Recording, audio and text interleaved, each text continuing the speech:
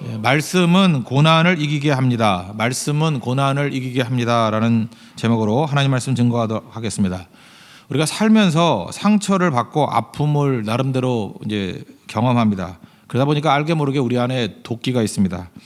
말씀 들으면 나타나는 현상이 뭐냐면 이 도끼가 다 빠진다는 것입니다. 그래서 말씀은 참 파워가 있습니다. 그래서 말씀을 접하지 않는 사람들, 특별히 말씀을 가까이 하지 않는 그리스도인들은 겉으로 볼 때는 타이틀이 있잖아요. 그리스도인이다라는 기대감. 독이 나와요. 근데 말씀에 깊이 들어간 사람들은 이 도끼가 다 빠지게 되고 또 어떤 고난이 온다 할지라도 이길 수 있는 승리자가 될 수 있다는 것입니다. 그러면 어떻게 하면은 이 고난을 이기게 될 것인가? 이 고난으로부터는 도끼로부터 벗어날 수 있는가? 그 세 가지를 살펴보도록 하겠습니다. 첫 번째는 말씀은 우리의 눈을 열어준다는 것입니다. Open my eyes. 우리의 눈을 열어준다. 그 한방요법을 아십니까? 그 신기한 게 뭐냐 하면은 아픈 부위를 직접 다루는 게 아니라 그 반대쪽을 다루는 경우가 있습니다. 오른쪽 어깨가 아픈데 왼쪽에 침을 두고 뭐 그런 거 보셨습니까? 자, 이게 밸런스잖아요. 한방은. 그렇게 다루는 경우가 있다는 것입니다. 하나님께서 우리에게 치유법을 주실 때를 보면은 꼭 한방요법하고 비슷합니다. 고난이 있으면 고난을 묵상해야 되잖아요. 근데 고난이 아니라 말씀을 묵상하라. 한방요법 같아요. 그러니까 우리는 이게 문제가 있으면 문제를 잠깐 묵상하잖아요. 근데 문제 묵상하면 해결이 안 되고 오히려 말씀을 묵상하고 하나님을 묵상하라. 그럼 해결이 된다는 것입니다. 오늘 핵심 구절이 23절인데 23절 보시면 고관들이 앉아서 나를 비방했다. 그러니까 높은 사람들이 나를 비방했다. 근데 비방을 묵상하지 아니하고 뭐라 그래요? 주의 율례들을 작은 소리로 읊조렸다. 작은 소리로 읊조렸다는 옛날 성경에는 다 묵상으로 나옵니다. 메디테이션. 그러니까 하나님 말씀을 묵상했습니다. 이게 그러니까 승리하는 방법이죠. 하나님이 다루시는 방법은 문제에 집중하는 것이 아니라 말씀에 집중하고 또 고난에 집중하는 것이 아니라 하나님께 집중하는 것, 그걸 주님께서 원하신다는 것입니다. 근데 실상은 우리가 어떻습니까? 고난 당하면 고난을 묵상하고요, 자꾸 원수를 묵상합니다. 그래서 잠이 안 오고 속병이 나고 그래서 고통 가운데 빠진다는 것입니다. 진짜 백해무익한 건데 그러니까 말씀대로 순종을 해야 된다고요. 복음의 한방요법과 같이 문제 묵상하면 안 된다는 것입니다. 문제 묵상한 문제가 더 문제화 돼버린다는 것입니다. 말씀 묵상해야 된다는 거예요. 문제를 묵상하면 문제가 이게 나쁜 게 뭐냐? 상처를 묵상하면 나쁜 게 뭐냐? 독이잖아요. 독초는 씹으면 씹을수록 동물이 나옵니다. 그렇잖아요. 뭐 상식 아닙니까? 독초 씹으면 동물이 나오죠. 왜 그거 씹고 있어요? 말씀을 씹으면 말씀에서 생명의 능력이 나오게 된다는 것입니다. 그래서 그걸 깨닫게 만든다는 거예요. 그래서 우리가 고난을 묵상해서는 안 되고 말씀을 묵상해야 된다라는 눈이 열려야 됩니다. 열리게 되면은 속지 않아요. 오히려 고난 때문에 더 많은 말씀 묵상이 있어서 강력해지고 생명이 충만해지게 된다는 것입니다. 18절을 보시면 내 눈을 열어서 주의 율법에서 놀라운 것을 보게 하소서. 그래서 여기 나오는 얘기예요. 눈이 열리거든요. 고난 묵상 안 하고 고난이 올 때 말씀 묵상하니까 이게 영적 한방요법하고 똑같다니까요. 거기서 오히려 유익을 누리게 됩니다. 눈이 활짝 열려서 놀라운 것을 본대요. 옛날엔 기이한 것을 본다. 이전까지 보지 못했던 것들을 본다는 거예요. 그게 고난의 유익이죠. 눈이 활짝 열려버리는 거예요. 그래서 평상시에 보지 못했던 것들을 고난의 때에 본다라는 것입니다. 놀라운 거죠. 지금 많은 사람들이 나름대로 이렇게 스트레스를 되게 많이 받고 있는 것 같아요. 왜냐하면 현실이 짜증나거든요. 어떤 사람은 걱정하는 분도 있어요. 이러다가 뭐 나라가 결단나는 거 아닌가 뭐 이런 얘기를 하는데 그거 왜 그럴까요? 뉴스를 너무 많이 보고 뉴스를 묵상하니까 그래요. 뉴스만 보면 사람이 그렇게 깨지게 돼 있다는 것입니다. 성경을 보십시오. 말씀을 보십시오. 말씀 너머에 있는 하나님의 비전을 보게 된다는 것입니다. 지금 뭐 얘기 나눠보면 자꾸만 저 목사는 왜 나한테 자꾸 선거운동을 해요? 교인들이. 나 선거 안 할지도 모르는데 왜 자꾸 나한테 그래? 자꾸만. 근데 우리 교인들도 이렇게 뭐 양쪽이 있는 것 같아요. 양쪽인지 뭐 네 쪽인지 하여튼 모르지만. 근데 잊지 마십시오. 청와대가 움직이는 거 아니에요. 우리 뭐 대통령 아무것도 안 하고도 나라 잘 굴러갔잖아요. 청와대가 움직이는 거 아니라고요. 잊지 말라고요. 하나님이 움직이는 거예요. 그리고 누가 뽑히느냐에 나라가 움직이는 게 아니고요. 하나님이 그 위에 계셔요. 그걸 알아야죠. 근데 심지어 그 목사님들조차도 뭐 이상한 소리들 하더라고요. 뭐 누구 안 찍으면 막이라느니. 그 사람 뭐 이상한 소리 하고 있어요, 그죠? 그게 잘못된 태도라는 것입니다. 잠깐 이렇게 답답해하지 말고요. 그죠? 이렇게 노심초사하지 말고 하나님을 볼 줄 알아요. 그러지 않은 사람은 승복을 못하는 거예요. 자기 뜻이니까. 그게 마귀에게 속고 있는 거거든요. 우리가 지금 그 훈련들을 더 해야 된다고 생각을 합니다. 눈이 열려야 돼요. 그 위에 역사하시는 하나님의 손길을 바라볼 줄 알아야 된다는 것입니다. 그래서 27절 보세요. 나에게 주의 법도들의 길을 깨닫게 하여 주시고 뭐 주의 기이한 일들을 묵상했다. 이건 무슨 얘기냐면 하나님 말씀은 내 주변에 일어나는 모든 일들에 대해서 해석하는 코드를 마련해 준다는 거예요. 그러니까 말씀 묵상하는 사람만이 해석이 가능해져요. 하나님의 입장에서. 그러지 않으면 해석이 안 되는 거예요. 힘들어지는 거죠. 다니엘도 뭐 그런 거 아닙니까? 꿈 해석하는 것도 하나님의 관점에서 풀어주는 거 아니에요. 코드를. 자기 입장에서 풀라 그러면 절대 풀 수 없다라는 것입니다. 그래서 고난은요 하나님의 시각에서 눈이 열려요. 그래서 고난을 상징하는 게 광야 아닙니까? 광야. 미드바르라는 그 히브리 단어인데 말씀이라는 어원에서 나왔어요. 다바르. 거기서 나왔다고요. 그래서 이스라엘 사람들은 히브리어를 보는 순간에 광야, 미드바르 이걸 듣는 순간에 다바르가 나와요. 그 어원에 들어있거든요. 그래서 광야는 하나님 말씀을 듣는 곳이에요. 그래서 그들은 유익을 느꼈어요. 고난의 광야 속에서 듣지 못했던 하나님의 말씀을 듣고 보는 은혜가 임하게 되었다는 것입니다. 그래서 우리가 하나님 앞에서 말씀이 고난을 이기는 이유는 뭐냐면 고난에 눌리는 게 아니고 오히려 이전에 못 보던 눈이 활짝 열려버려요. 하나님의 시각이. 그래서 커지는 겁니다. 여러분 그 눈이 고수의 눈이 되고 싶죠. 뭐 옛날에 천리하는 그런 거 있어요. 천리한 이런 눈이 되고 싶죠. 그럼 무조건 고난을 받아들여야 돼요. 하나님이 고난을 통해서 그거를 보게 만드신다는 것입니다. 그러니까 고난이 나쁜 게 아니죠. 고난 묵상하면 독이 나오지만 고난 때문에 말씀을 묵상하면 음성이 들리고 보이기 시작한다는 거예요. 오늘도 우리 모든 성도들이 눈이 열리는 축복이 많은 우리 하나님의 거룩한 종들 되길 바랍니다. 두 번째로 그 말씀은 우리에게 이길 힘을 준다는 거예요.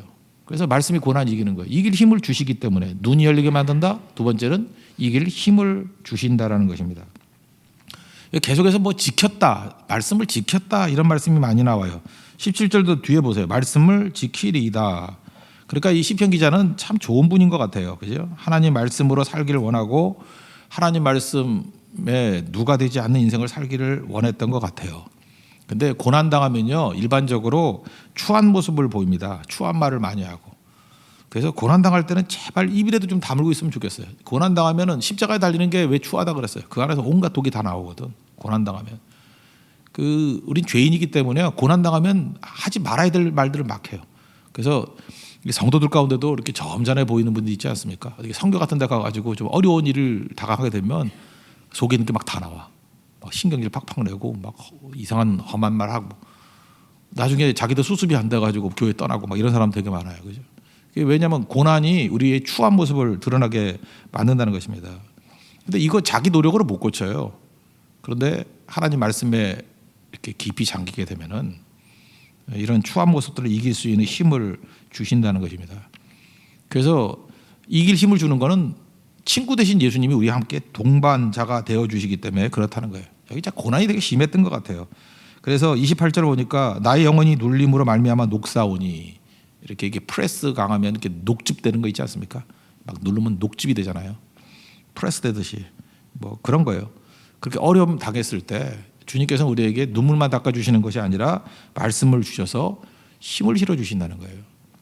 그래서 하나님이 주시는 위로, 이게 라틴어 어원에서 나온 건데 영어에서는 컴포트라고 그러죠. 컴포트. 이 컴이라는 게 함께 한다는 거, 포르트가 이게 힘 아니에요. 힘. 컴포트. 이게 라틴어 어원이거든요. 라틴 오리진인데 이게 여기서 나온 거예요. 하나님께서 우리에게 위로자가 되어주시는데 힘까지도 주신다는 것입니다. 그리고 어떤 힘을 주시느냐 하면 이제 구체적인 몇 가지 얘기가 나오는데 대적들을 대신 대적해 준다는 거예요. 21절 보세요. 교만하여 저주를 받으며 주의 계명들에서 떠나는 자들을 주께서 꾸짖으셨나이다. 여러분 그런 경험 하시죠? 하나님 말씀 앞에 말씀만 묵상하고 있어요. 그 내가 하는 일이 없거든요. 근데 하나님이 직접 나서셔서 내 대적들을 이렇게 물리쳐 주실 때가 있다라는 것입니다. 대표적인 게 이스라엘 백성들이 하나님 말씀만 바라봤을 때 추격하는 애국 군대를 홍해에서 몰살시켜 버리죠. 그 이스라엘이 한 게 아니잖아요. 하나님이 직접 싸우신 거죠. 그러니까 우리 안에도 그런 게 필요해요. 우리 잠깐만 내가 싸워 이겨야 된다고 생각하는데 그렇지 않고 하나님이 나도 모르는 사이에 막아주시고 그들을 멸하는 일들. 그 뭐 아수르의 군대, 사내립의 군대 13만 5천도 그래서 다 멸절되고 그런 거 아닙니까? 나가서 전쟁한 게 아니에요. 하나님이 물리쳐 주시는 게 있다라는 거예요. 이렇게 이길 힘을 직접적으로 주시는 경우도 있고, 또 하나 이길 힘이 뭐냐하면 기쁨은 이기는 거 아니에요. 내 멘탈이 붕괴 안 되면 이기는 거 아니에요. 그래서 기쁨을 주신다는 거예요. 24절 보니까 주의 증거들은 나의 즐거움이요 내게 기쁨을 준다라는 것입니다. 여러분, 즐거운 일이 있을 때 즐거운 거 누가 못해요. 그런데 말씀의 능력이 뭐냐면요, 고난 중에 즐거워할 수 있다는 거예요. 이건 대단한 능력 아닙니까? 그죠? 어떻게 저 상황에서 저렇게 평온할 수 있을까? 저 상황에서 어떻게 저렇게 기뻐할 수 있을까? 성령의 사람만이 가능한 거예요.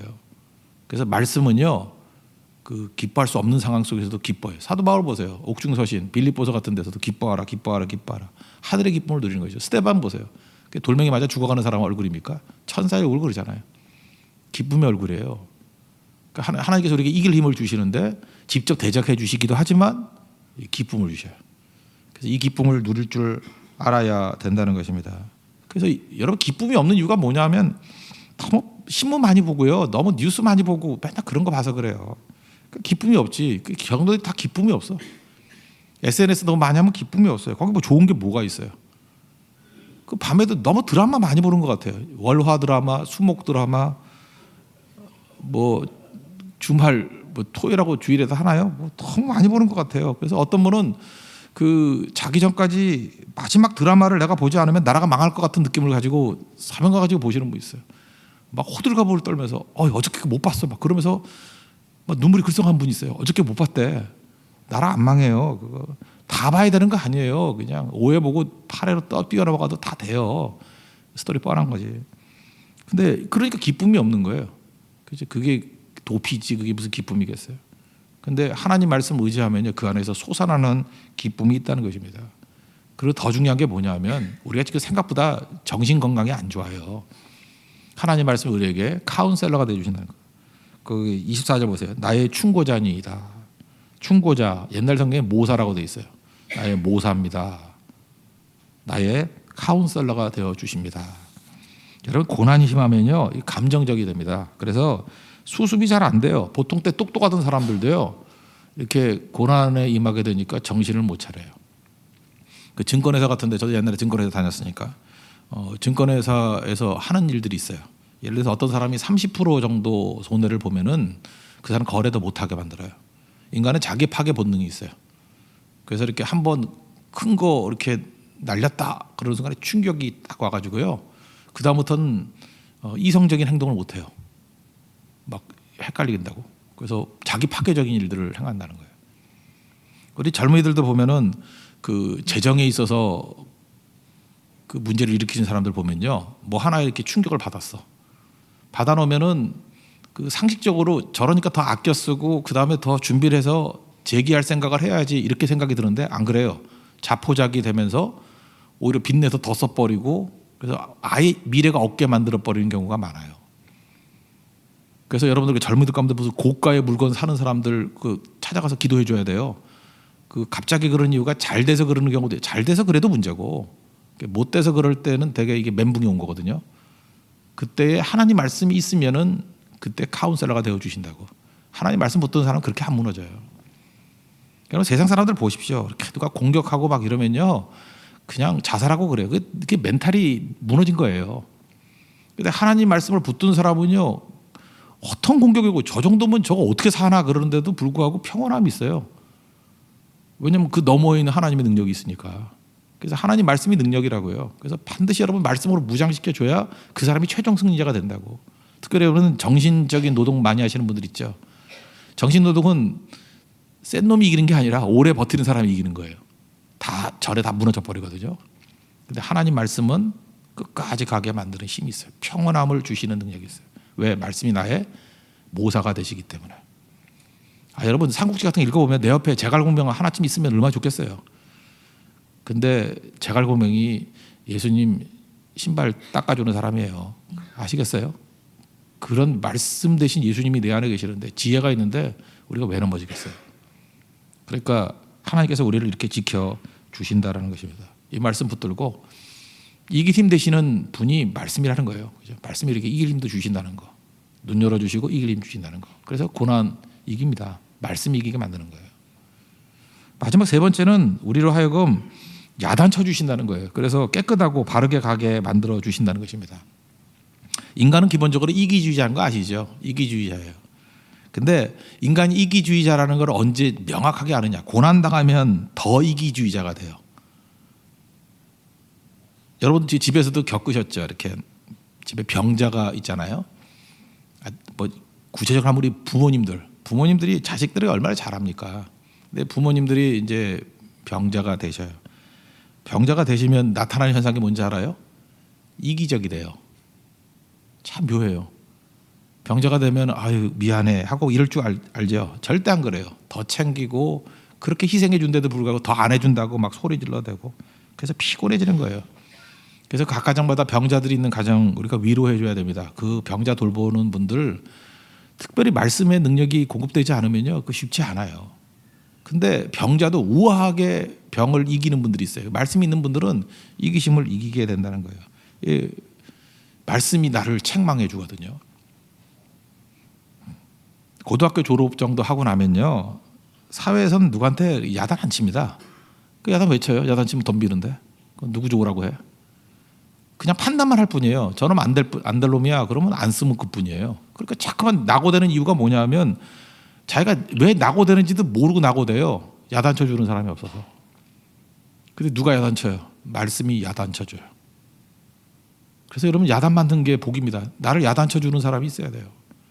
난 성경 보면서 아파요. 너무 야단을 맞아가지고.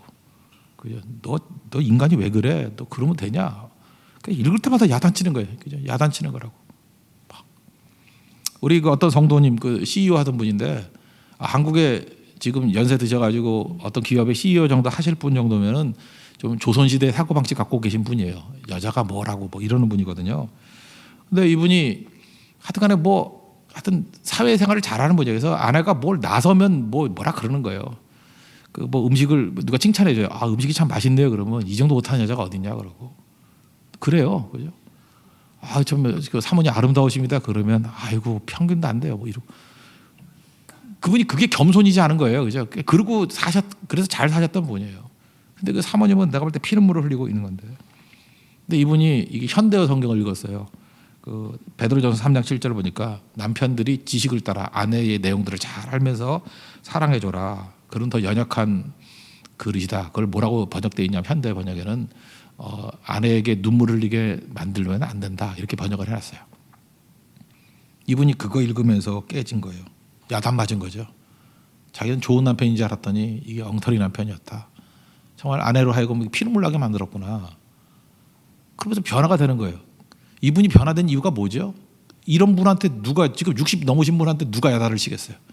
야단치는 아무도 없죠. 누가 나서요? 누가? 자식이 그럴 거예요? 옆에 있는 사람이 그럴 거예요. 근데 하나님 말씀이 그를 야단치잖아요. 그래서 변화가 되는 거예요. 그러니까 꼰대가 되지 않아요. 예수 믿으면서 꼰대 되는 사람들의 특징이 뭐냐면 말씀 들으려고 그러지 않아요. 그러니까 꼰대가 되는 거라고. 그렇지 않아요. 겸손해지면서 날로 신선해져요. 그리고 함부로 조언 안 하려고 그러고 오히려 기도하려고 그러고 본을 보이려고 그러고. 그렇게 참 멋진 어른이 돼가는 거죠. 이분이 그래요. 자기가 말씀 때문에 변화가 일어나고 자기가 변화가 일어나니까 사람들이 처음으로 느껴진대요. 존경하고 있다라는 것이 느껴진대요. 그래서 말씀이 이길 힘을 준다라는 것입니다. 그래서 여러분들 교만만큼 무서운 게 없어요. 교회에서 이제 통독하잖아요. 벌써 통독 열심히 하신 분 나와요. 근데 잠깐만 이렇게 통독해가지고 목에 힘을 줘서 그 목이 부러지면 어떡하나 그런 생각이 들어요. 어떤 분이 저한테 이제 3번 읽었대요. 3통 했대요.